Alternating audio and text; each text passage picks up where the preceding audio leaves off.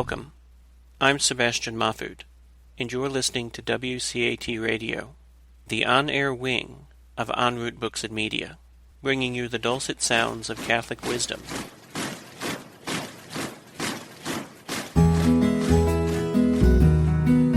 Welcome to the Catholic Mama, where you'll learn how to deepen and defend your faith, find comfort as we share the vocation of parenthood, and learn how to raise your children confidently Catholic.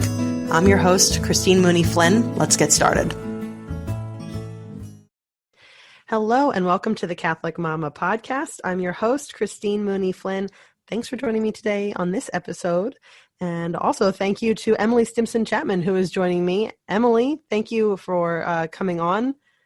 I am going, we just talked about how tired we both were before I hit record, and now my tiredness just seemed to kick in. So we're going to be a jumbled real up. Exciting podcast for everybody. Two sleep-deprived moms rambling. What will we say? Oh boy, that should actually get people to listen a little longer.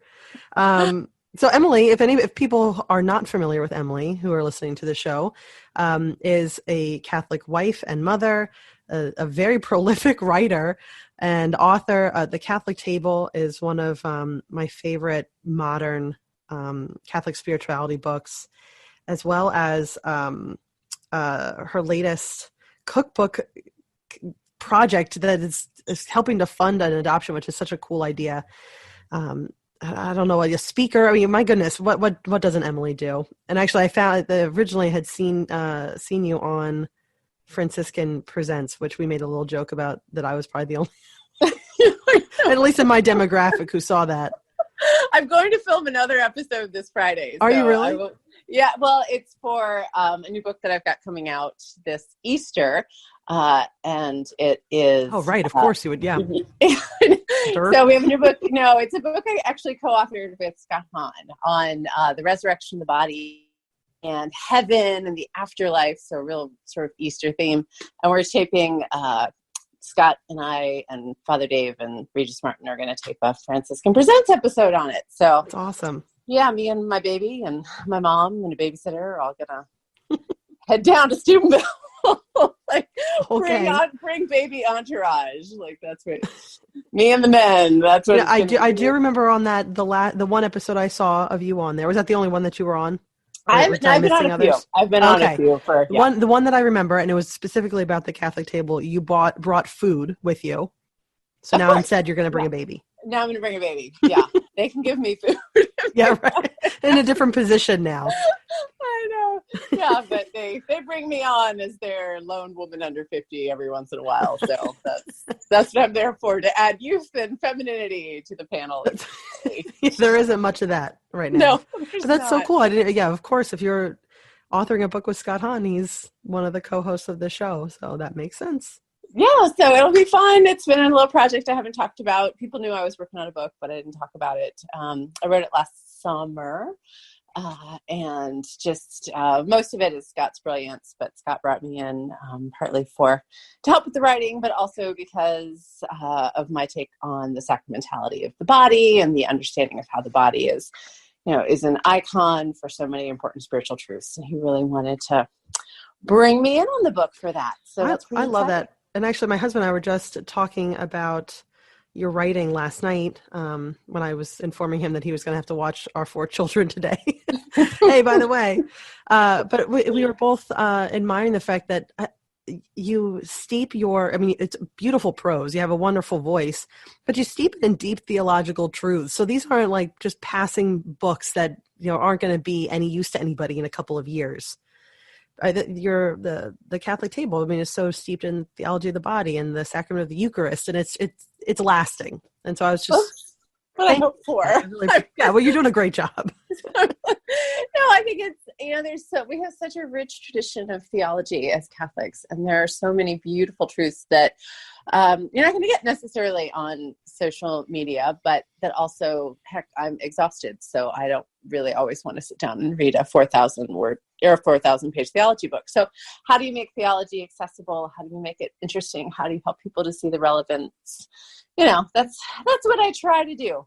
That sleep done. Sometimes. So, And then are you still writing for the Endow studies? I have a new endowed study. I have a new endowed study that just came out this month on St. John Paul II's encyclical on the Rosary. So Rosarium Virginis Mariae. Oh, you know what? I was just poking around on Endow's website. I saw that. I wasn't sure if that was you. Yes, that was me. And it is not a study on the Rosary per se. It's a study on John Paul II's understanding of the Rosary. So it looks at Christian maturity and the depths of Christian prayer and how Mary is a guide. Mary, he calls her a school for holiness. So it's in many ways a look at the Christian mystical and prayer tradition and how Christian maturity and holiness, are fruits of that. So with the Rosary as a guide and an instrument to help you get there. That sounds amazing. So if you think that you know the Rosary, there's a reason still to jump into the Endow study. Although those are in person, right? You can order them and do it by yourself. I always recommend doing it with a friend or a group because you get so much more out of the discussion questions because other people have different experiences and they bring new truths to light. And I have led an Endow study for a study that I wrote, and I got a lot more out of it than I thought I was going to get. I'm like, I wrote the study and I really enjoyed doing it with the group. Awesome. But no, we didn't want to do just another study on the Rosary. There's other great, Take Up and Read, Blessed is She. They've all done great studies on the Rosary. This is not that. It's something different. It's really a guide for Christian maturity. Like, how do you pursue holiness through prayer and in company with Mary? So you write full time, and how many hours a day are you devoting to writing, or how many words a day are you writing every day of the week? I'm just I write most days of the week. I get up at 4 a.m. And I get my coffee, I pray. I usually get about 3 hours of writing done every morning when you factor in just the regular time it takes to make coffee and whatnot. And then I have a sitter I have three sitters. I have a homeschooler who comes for a couple hours Tuesday morning. I have a high schooler who comes for an hour on Wednesday afternoon. I have a friend who comes for a couple hours Thursday morning. But that's pretty much it. Like, I have 5 hours of babysitting help a week. I do what I can during nap times, but that's, you can't count on that because a lot of nap times are on me. So, but I'm just a regular writer. I just put in the work every day, a few hours every day, because a lot of the writing I do is, it's hard work. Like, writing is hard, exhausting, intellectual work. You can't just do it for 8 hours straight or your brain will turn to mush. So 3 hours of really productive writing a day. That's maybe a lot. A couple extra hours. Yeah. That's enough for full time. Yeah. The brain can only do so much. I just lost what I was going to say. I just realized though, I hopped in and we started chit-chatting. Can we backtrack for just a second? I did such like a random job of introducing you. We kind of like did it by way of just conversation, which may be more interesting, but can you just share a little bit about who you are, Emily? Yes. Inside of who you are. I'm a writer. I'm a wife. I'm a mother. Let's see, what do people, I've been writing for a longer time than I've been a wife and a mom. I came to Steubenville back in the early 2000s to go to grad school and needed to find a way to pay for that. So I started writing and kept on writing. I only married when I was 41. So that was 3.5 years ago. I got married. I'd waited a long time to get married. Waited a long time for my husband. And when we got married, we were not able to conceive. We thought we would be able to. Doctors thought we'd be able to, but that didn't happen. So we adopted our first son, Toby, 19 months ago today, actually. And we're in the process of another adoption. So I feel like I've done life a little backwards. I did my career really young, and now I'm doing motherhood and marriage later in life, but it's all good. And there's lots of great things it's not how I planned it, but God has been really gracious and really beautiful. Least, Instagram is now a thing. So then you can share adorable photos of Toby where you wouldn't have been able to do that as easily. That's so true. That's why I got on Instagram, because people on Facebook were too critical. They're like, fix that car seat. I know. Pictures of your baby. I'm like, I'm going to Instagram. It's a nice place. It is. Instagram is a nice place. I have to deal with the family business, my husband's business. and I have to deal with Facebook. And most times everybody is very nice. But on Instagram, it's almost like 95% nice. And Facebook, it trends towards 50-50. Same with people send you scathing emails. You're like, where did this come from? Or they just want to share their random theological opinion or take you down some rabbit hole or just be contrary for the sake of contrary. And I'm like, just move on by if you don't like my picture, okay? Move on by. Thank you. The car seat is incorrectly. Yes. So that, you have sweet little Toby with his big eyes. And I don't know if he still is as roly-poly as he was, but I always like those pictures. Oh, he's huge. He's 28 pounds and barely walking. And I'm like, come on, kid. Mama can't carry you much longer. But your arms look amazing right now. You would think, but maybe if I were 22. Strangely enough, at 44, my body is not responding to the 28-pound toddler like my 24-year-old body might have. So, so you mentioned that you're in the process of adoption of another little one. Can you, and then this very cool project that came up because of it. Can you explain that a little bit? Sure. Well, adoption is insanely expensive. Most people are not aware of that. If you do private domestic infant adoption, you're usually looking at costs between $40,000 and $50,000. And believe it or not, I work for the church. My husband works for the church. The church does not pay enough that you usually have an extra $40,000 or $50,000 spare cash laying around to, adopt a child. So we borrowed really heavily for our adoption for Toby, and thought that was going to be it. That there's no way we could ever afford to do an adoption again. We had nothing left to borrow. But from really the day we brought him home, we felt like, oh no, we don't want this to be it. Like, we want to do this again. There should be somebody else here. Our family isn't complete. Toby, we wanted to see him have a sibling, and I love being a mom. Like, if I don't get another baby, I may just be forcing Toby at 4 to still cuddle with mama, honey. So we began praying about it. And at one point we were offered the chance to adopt Toby's full sibling from his birth parents. But we were so excited and looking forward to that.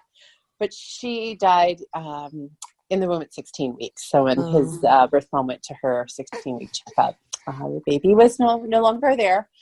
So we continued praying about it, trying to think how we could do this. And I didn't want to do just another normal fundraiser, like a GoFundMe. I wanted to give something back to people. I wanted to make it something, for us, adoption is a way of being open to life. It's one of the ways God has asked us to be open to life. But another way, even before I got married and had babies, that God, I felt really called me to be open to life was through hospitality, through welcoming people into my home and loving them and feeding them and drinking wine with them. So I thought, how great would it be is if all the people who helped us say yes to life and be open to life through adoption, if I found a way to help them be more open to life through hospitality and making it easier and just more relaxing to have people, to welcome people into their home. So I wrote a cookbook and put in some of my favorite recipes for hosting, things that are easy, things that are affordable, things that can be easily, doubled, quadrupled, whatever you need to feed a crowd. And so I took pictures, wrote some essays on hospitality, worked with a great designer, and that has gone out as a thank you gift to everyone who has given to our adoption fund. As we're talking about adoption, if you're hearing any weird noise in the background, the 4-month-old of mine got dropped off with me. So there's a baby in the bed. No, I don't know. I haven't had a conversation with a woman in like 20 years where there's not a baby in the background, so it's fine. I'm not making a strange noise. I just want to make sure everybody knows that. You're tired, not that tired.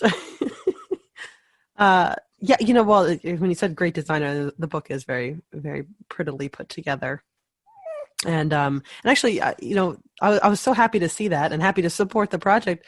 A lot of the writings that you've done on, hospitality versus entertaining made me, because I am naturally a planner, and entertaining is more controlled. You have the set menu or whatever, everything looks just so. And I was very happy to do that. But then I would also notice that I would put on these parties, and then I would, make sure everything was perfect. And then I would kind of slip out.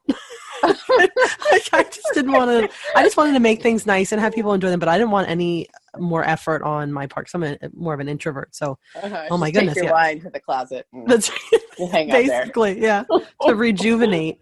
And I sat there very happily for a very long time, or thinking I was happy. And my husband is not anything like me. And he was always trying to get people to come over to the house. We're like, what are you doing? We're not ready. I can't. And then, as I became Catholic, and then I became more Catholic, and then I read the Catholic Table, and you talk about hospitality versus understanding and all that. And I realized that I had gotten it pretty wrong. And so I started being more open to just opening the door and having people come in and feeding them, and not having it be perfect. I do love a good theme party, so I can't say that stopped. I do love theme parties, but it's not like I'm only having people over when there's a theme party. Right. I love China. I love China and silver, but I don't only just use the China and silver. So yeah, you work within your framework, but you just be able to do that. Yeah, but I've opened up my home much more readily, and it's softened my heart anyway, instead of being so rigid and controlling about situations. I mean, the whole thing's just made me a little bit more less Christine without God attitude. Well, the problem is if you use all your energy up making this picture perfect party that looks so impressive and, could be featured on Pinterest, especially if you're an introvert, you're not going to have any energy left to love your guests, which is way more important. Yeah. Yeah. I found, so now we just open the doors and I feed people with, I think ahead a little bit, but even if it turns out that people are coming over and I didn't plan anything, we make it work, and it's been very enjoyable, much more enjoyable than I thought it was. I would be when I was scared of losing that control. But so I haven't gotten to try the recipes yet, but I already dog-eared as much as you can do, I guess, on a digital copy of something. But I dog-eared. I'm excited to try because we always have people over now on Saturday afternoon. So. Oh, that's fun. That's so fun. No, it's been real. That's one of the things I wasn't expecting, is how much I've enjoyed hearing about people cooking my recipes. I don't know. I write books all the time and people say they like the book. I'm like, oh, great, you like the book. But there's something so tangible about someone taking a picture of one of the, something they made from one of the recipes that I love and is so dear to me, and they feed people they love with it. I'm like, oh, I feel like I'm almost at your dinner party with you. Like a little part of my heart is at all of these different family dinners and dinner parties, and I love feeding people. So the fact that I'm sort of feeding strangers all around the world who I've never met through my recipes makes my Italian grandmother heart just beat very quickly. Yeah, I the family business is all like health and fitness stuff, and I have been writing the recipes for these nutritional or these fitness challenges and stuff my husband's been doing for about 6 or 8 years. Oh wow. And so I have a lot of recipes that I just sit on that people will like randomly get 5 of them for a fitness challenge. But every once in a while, I'll get tagged on Facebook. One of the good reasons that there's Facebook, and say, oh my gosh, I tried such and such recipe. This was awesome. And there is a huge difference, because somebody will tell me they like something I wrote. I'm like, really? All right, thanks. But then I hear, somebody takes a picture of something that they made and said it was amazing. I'm like, oh my gosh, okay. I get like verklempt, it's just, it's brought me very different. More joy and excitement than I ever anticipated. Yeah. Like I was like, oh, here's this cookbook for everyone who gives to our adoption fundraiser. And instead I'm like, oh, I love all of you people. I'm loving your family. I'm loving your friends. Like food really is my love language. So I should have done this before, because it's so much fun. Like, I want to write another cookbook. This is awesome. Go for it. It was a lot of work, but yeah, I know. Yes. I've had a couple of people say, well, are you going to put your recipes together? I'm like, you know how hard it is just to write one recipe and the photos. So kudos to you for doing as much as you did. I think that if that doesn't show how much you love this child that God is going to give you, Well, I don't get to have the normal pregnancy annoyances. There's no morning sickness for me. There's no bad back. There's no, just all of that kind of clothes not fitting. So I get paperwork and fundraisers and cookbooks, and most of the women I talk to who've gone through adoption, it still falls on them. Like there are mountains of paperwork you have to deal with, and background clearances, and blah blah blah blah. So much red tape. But it's all the women who usually do it. And I was like, see, just nobody gets out of pregnancy pains. Like whether it's bureaucratic red tape and cookbooks, or throwing up at 8 a.m. So yeah. Well, I don't know which is worse. I actually appreciate one of your posts on Instagram a while back about how you can support people who are going through the adoption process. And I thought that was really great because I have a friend of mine who is looking to adopt from internationally. Mm-hmm. And I haven't been able to follow along on the whole, where they are in the process. But, for anybody who didn't see that post, what are like a couple of, what can people do to help somebody, yourself, or, a couple that they know that is going through the adoption process? I think obviously prayer. There's so many spiritual attacks when you go through the adoption process. For various reasons, the wounds of the people involved, wounds that often aren't healed, claims the devil has on people. Adoption stirs it all up. I've talked to priest exorcists, and they say that they see so much spiritual activity around adoption. So I would really make a commitment to praying for your friends who are adopting. Usually people who are adopting it's kind of a bad idea to have baby showers just because, there's a mom who's mourning that she's going to have to give up her baby. And you also just don't know, there's such a high risk of the mom changing her mind and coming home to a house full of stuff is not what you want to happen normally if an adoption falls through. But after that family has that baby, ask them what they need. One thing, if we're able to adopt this baby, I have some friends who are going to come and put together some baby furniture for us and changing tables and just do all that work while we're out of state, because we're usually out of state for a few weeks. That's a great gift.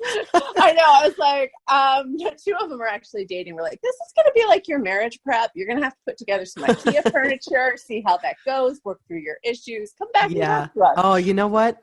Years ago, my best friend came up when I was pregnant with my first, and the two of us put a changing table together. And as I sat down to, we were pulling out all the pieces, I was like, oh my, this is going to ruin our friendship. But it went so well. And then I realized it's just, if my, now husband tried to do that with me, that would have ruined that relationship. But between friends, we were so polite with each other. I couldn't believe it. That's so funny. Yeah. You kind of mask slips once you're married and you're putting together IKEA furniture. I would say lastly, to help out with, if there's an adoption fundraiser, people get kind of weird about fundraisers, or they think that if they don't have a lot of money to give, that they're not going to be very helpful. I can't give 500 or 1,000. So what would my $10 do? And that was one of the fun things about our adoption fundraiser, is I set the minimum suggested donation to the fundraiser really low. So it was like $10. And everyone's like, $10? Really? I'm like, no, I just want a lot of people giving $10 and I give you a cookbook and, we'll see what we can do. And it was really beautiful just to see how many people coming together so quickly can make a difference, even with just little gifts. So any little way you can help out, it is, most of us had to have $40,000 or $50,000 cash on hand to have a baby. I don't think I would maybe know one person with a baby, maybe two, but that would be it. So those are really good tips. Yeah, actually, I know one person who had a hospital birth without health insurance, and that cost about $40,000. Oh, so they looked very stressed. This was many years ago. They looked. I remember them saying, "Well, we couldn't imagine how it would cost that much money." Oh. And now looking back, I'm like, "Oh no." Oh my goodness, yes. So and sometimes adoptions cost far more because sometimes the expectant mothers don't have health insurance. And so medical costs fall on the adoptive family. Wow. So yeah, but it's a beautiful way to be open to life. It is a beautiful sacramental sign of how we are all God's adopted children. It is such a grace and brings so much life to families and communities. And I mean, our little Toby was worth every every paperwork we filled out, every loan we took out. Like he has just brought us, he's the laughter and the joy that is in our house that would not be here without him. You can't quantify it. So yeah, that's amazing. Well, so before, you got a lot of things, but I'm going to link to all of this in the show notes. But we'll go back. We'll start where we are and go backwards to where people can find any of this stuff, or maybe it all blends together. Where should someone love to do a suggested donation and get a cookbook? Which I was thinking about that, because a cookbook of the size you did would have been like $19.95 at least. I'm thinking $24.95. Yeah, we were pricing it out because my publisher wants to bring it out hardback, and they're trying to figure out a way to get it so to bring out enough that you would only pay $35 for it. Yeah. So yeah, because it has 77 recipes, 7 essays, 60 plus photos. It's like a big $10. Yeah, $10 suggested donation. I mean, that's, if that's all you can give, that's a steal. So if they want to find out more about our adoption fundraiser and the cookbook, I always have to be very careful here because of taxes. I'm not selling the cookbook. It is a donation to our fundraiser. They can go to my website, which is the Catholic Table, and there's all the information and more you could ever want to know about both our pursuit of this second adoption and the cookbook. So yes, thecatholictable.com. And then I think you have links to Endow on your website too, right? If somebody's interested in looking more into those studies, correct? You may be assuming more of me than you should. Oh, okay, well, Endow.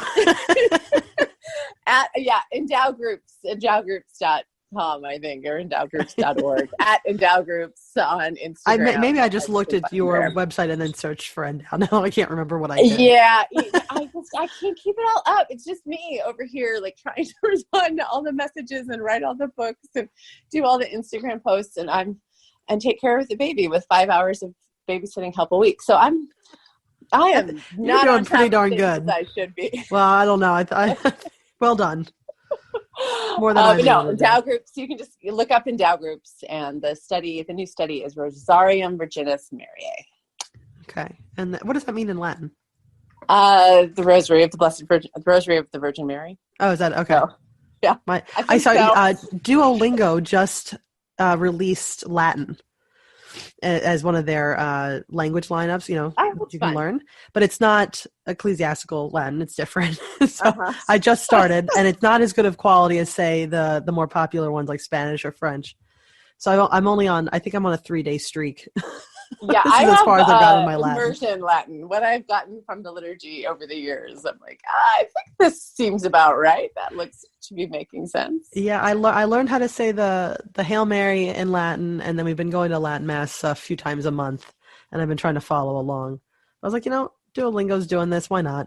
I have learned a language. It's day 3. That's it. So very limited. And then, okay, so the book coming out with Scott Hahn at Easter, what is that?